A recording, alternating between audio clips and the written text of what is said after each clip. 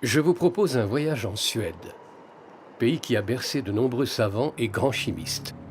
À l'époque de la toute première publication de mon tableau périodique des éléments, la Suède était le pays ayant découvert le plus d'atomes. À ce jour, 23 éléments ont été découverts en Suède. Et voici notre guide, Jörgen Langhoff. I was 8 years when I started to collect minerals, fossils and rocks. And the first I got from my grandfather who lived in Germany, and he was a collector since the 50s. And me and my brother got stones from him when we were kids. Il est responsable des collections de minéralogie du Muséum d'histoire naturelle de Stockholm.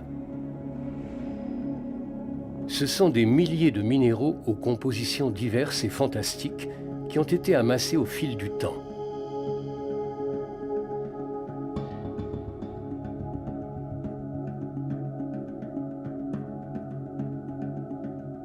Bon nombre d'entre eux proviennent du sol suédois à la géologie extrêmement riche. We have a map of the Scandinavian bedrock here, and we have a big area called Bergslagen with a lot of old volcanic rocks, 1.8 billion years old, with a lot of old mines.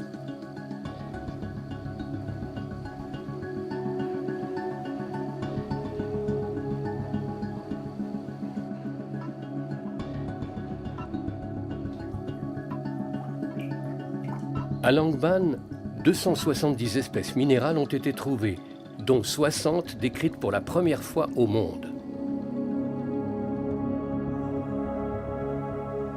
Si Langban est riche par son histoire minière, l'île d'Utö est marquée par une belle singularité. Ce petit bout de terre situé dans l'archipel de Stockholm regorge de pétalites. Petalit upptäcktes runt 1800 av den portugisiske mineralogen José Bonifácio de Andrada e Silva.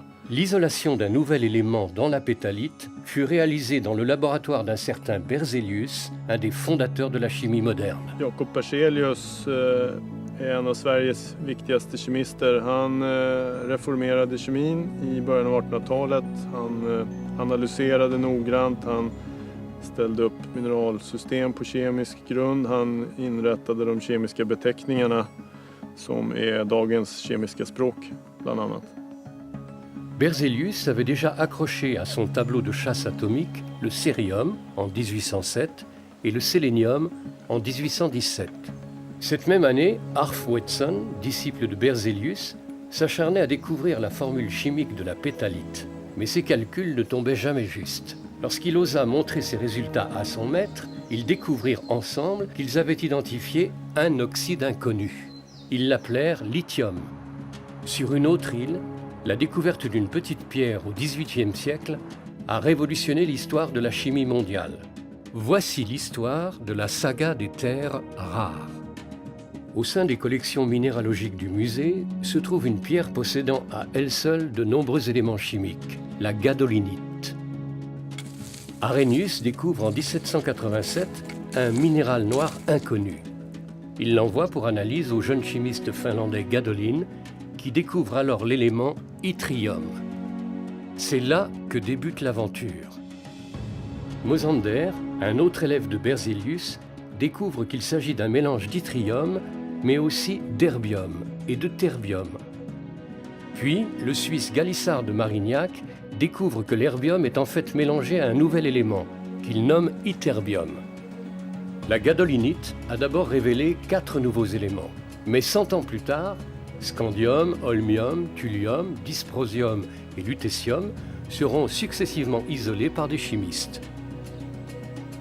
Att de kom att kallas sällsynta jordartsmetaller beror på att man trodde de var sällsynta till en början, men de var framförallt väldigt svåra att separera från varandra, och det beror på att de hade väldigt liknande egenskaper, och analysmetoderna på 1800-talet var båtkemiska och därmed väldigt svårt att skilja de här oxiderna från varandra.